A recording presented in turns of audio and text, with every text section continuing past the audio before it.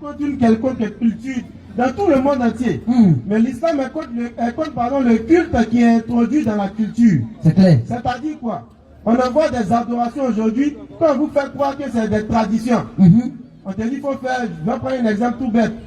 Il y a ce qu'on met chez nous les malinqués, chez nous les djoulas, pas malinqués, chez nous les djoulas, il y a ce qu'on met sur la tête. Oui. Des femmes mariées qu'on appelle chions. C'est devenu une culture, c'est rentré dans les mœurs. En réalité, c'est des mèches. Alors que tout ajout sur les cheveux de la femme est interdit en islam. C'est clair. Il y a un frère qui est, n'est-ce pas, ancré dans la religion et dans la sunna qui devait se marier. Oui. Et lui, ils ont dit qu'ils vont mettre ça sur la tête de sa femme. C'est comme un rajout qu'on met sur les cheveux comme chion. Ça se fait beaucoup chez les djoulas. On met ça sur la tête de la femme. Mais quel est l'objectif de ce truc-là? La dame, elle porte le voile. Elle n'a jamais mis mèche sur sa tête. C'est le jour où elle va se marier. Le mariage était une adoration, c'est ce jour-là on va mettre mèche sur sa tête. Subhanallah. Regardez-moi les trucs comme ça. Elle ne met pas mèche tous les jours de sa vie. Elle a toujours porté le voile. Mais le jour où elle doit se marier, elle doit enlever son voile, il va mettre mèche sur sa tête. C'est pourquoi? Question. Ça, c'est le culte dans la culture. S'il n'y a pas un culte derrière, acceptez que son choix soit de ne pas de mettre ça. Parce que la culture peut pas être obligatoire sur l'homme.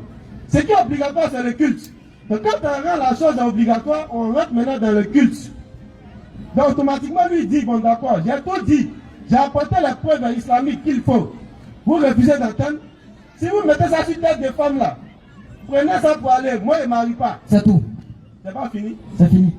À mesure due, ou bien à situation difficile, mesure difficile. C'est clair. Donc il a tapé Dieu, ils ont compris que non, ils ne doivent pas le faire. Donc ça, c'est des cultes. C'est des trucs qui sont là depuis des années. Les gens même ne savent même plus pourquoi c'est là. Pourquoi c'est lui de se marier même mettre sur sa tête. Mais l'islam est contre ce genre de choses parce que ça va à l'encontre de l'islam. Mais tout ce qui est autre chose, mettre la femme dans la maison 3 jours, tout ce qui est, n'est-ce pas, Congolais, tout ça là, l'islam n'a jamais dit qu'il y a problème. Parce que ça ne va pas à l'encontre, n'est-ce pas, du culte de l'islam. Ce ne sont pas des cultes qui sont introduits dans la tradition. Donc c'est ce qu'il faut faire comprendre à ces personnes-là. Écoutez. Qui font des propagandes, qui essaient de salir le nom de l'islam. Oui. En faisant croire que l'islam est venu bannir nos traditions. C'est faux. Les traditions que l'islam est venu bannir, c'est le fait de dire que Peul Forgeron, ou bien c'est le fait Forgeron ne marie pas Peul.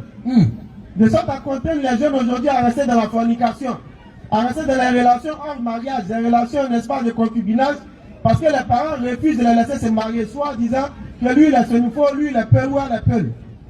Je l'ai dit avant-hier dans notre rappel, il y a des jeunes qui sont venus nous voir en 2017-18 là-bas. Écoutez, hein. Qui sont ensemble depuis des années. Les parents refusent qu'ils se marient, soit disant parce que l'homme est Peul, la femme est... Et l'homme est Sénoufo, pardon, la femme est Peul. Donc ils vivent ensemble. Ça, c'est pas un problème pour les parents. Mais quand ils veulent se marier,